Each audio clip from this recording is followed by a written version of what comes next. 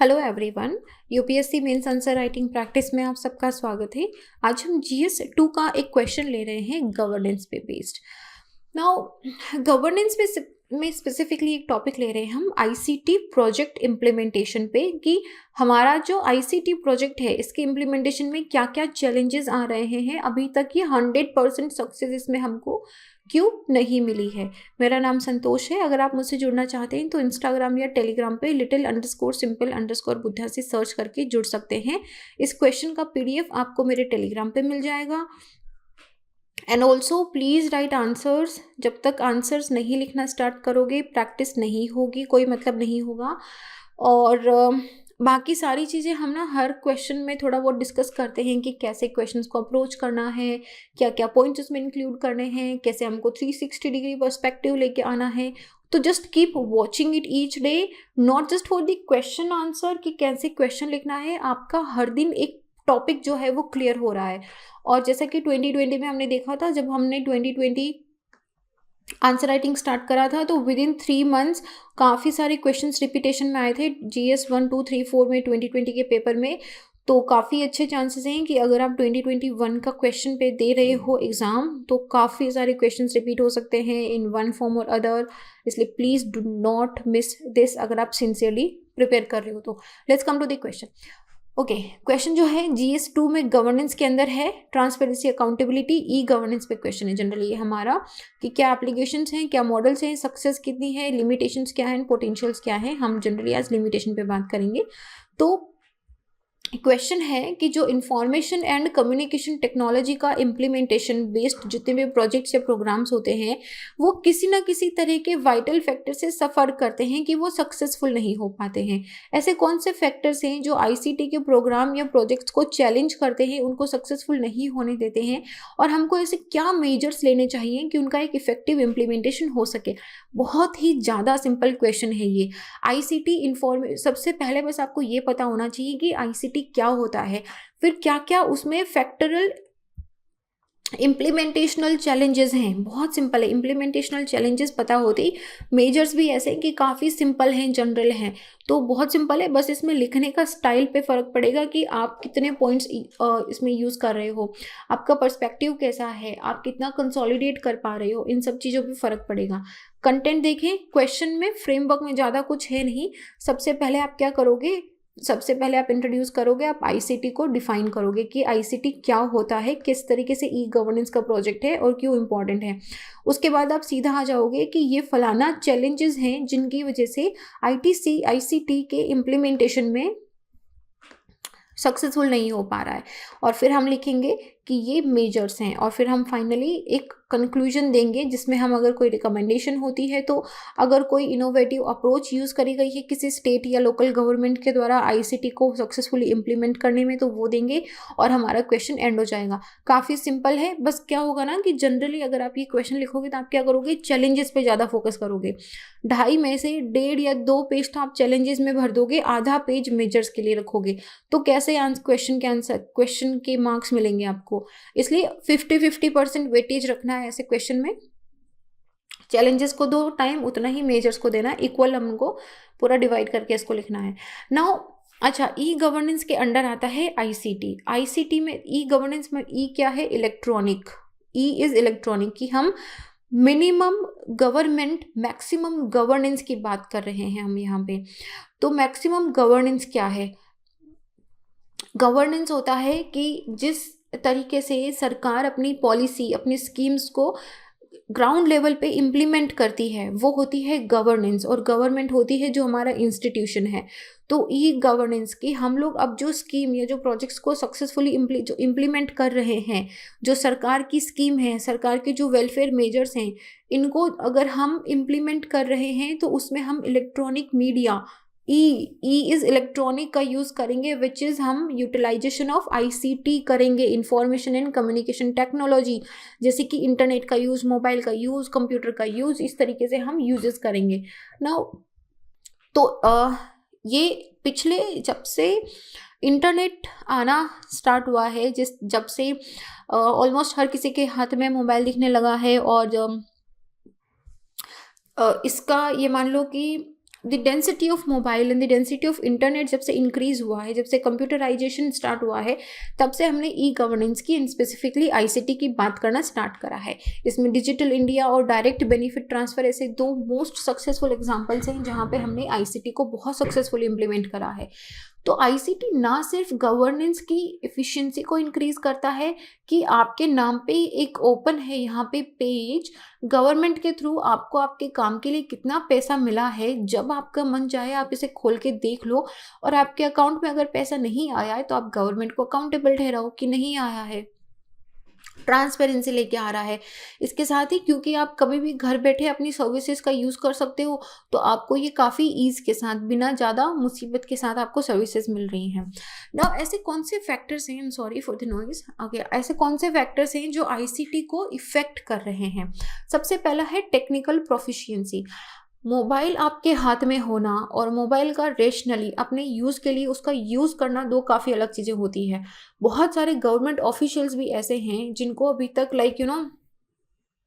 They are not very well comfortable with the use of ICT.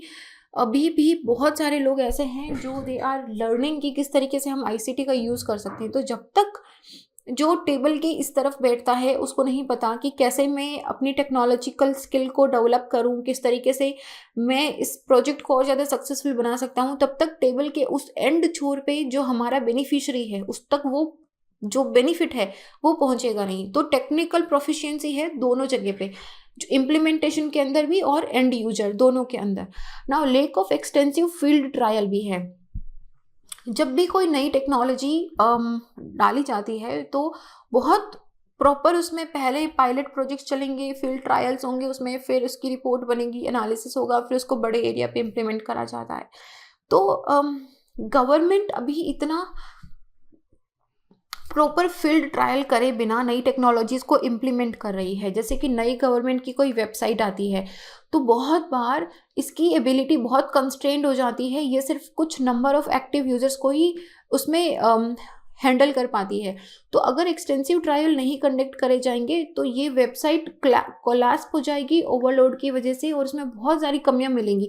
आपको updated information नहीं मिलेगी, जो exact information आपको चाहिए वो नहीं मिलेगी, तो एक एक्सटेंसिव फील्ड ट्रायल नहीं होता है।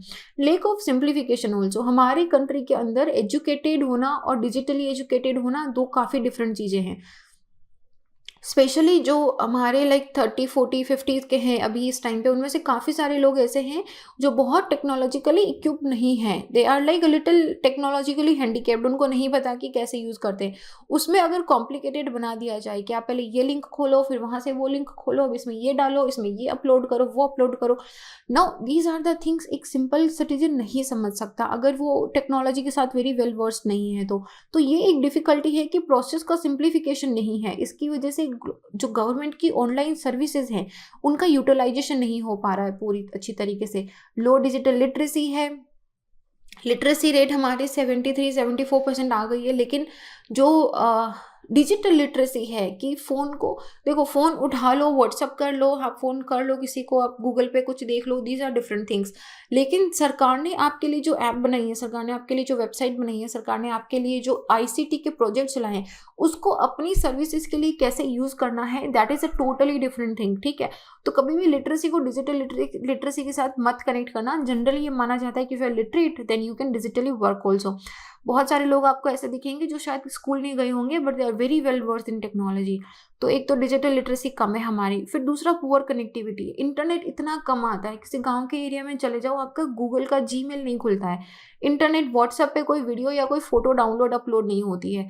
तो ये इंटरनेट कनेक्टिविटी है but the quality of internet अच्छी नहीं है। क्वालिटी अच्छी नहीं होने से पुअर नेटवर्क होता है, इलेक्ट्रिसिटी नहीं होती है, और इसकी वजह से जो आधार इनेबल्ड पेमेंट सिस्टम्स होती हैं वो कनेक्ट नहीं हो पाती। आप कहीं गांव में जाके पेटीएम करने की, भीम ऐप करने की कोशिश करो, आप नहीं कर पाओगे क्योंकि नेट नहीं चलता है।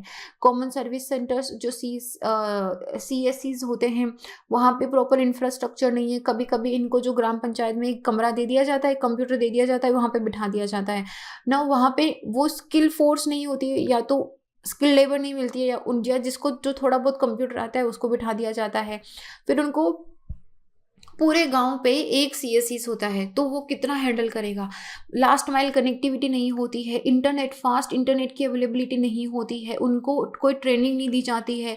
उसके साथ ही non inclusive nature of technology uses, देखो सीनियर सिटीजन हो गए हमारे, स्पेशली एबल्ड पीपल हो गए हमारे, इलिटरेट पीपल हो गए, वो कैसे यूज़ करेंगे। और स्पेशली वो लोग जो जिनके पास मोबाइल नहीं है, they don't have the affordability to have a mobile और देन इंटरनेट कनेक्शन, तो वो किस तरीके से आईसीटी को यूज़ करेंगे, that is an again question mark.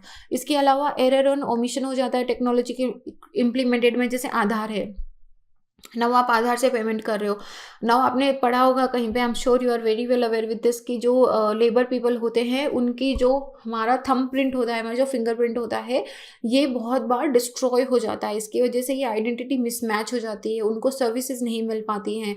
जो सीनियर सिटीजन्स होते हैं उनका भी एज के साथ ये जो हमारा फिंगरप्रिंट होता है ये डिज़ोल्व होना स्टार्ट हो जाता है, इसकी वजह से वो सर्विसेज को फैसिलिटेट नहीं कर पाते हैं।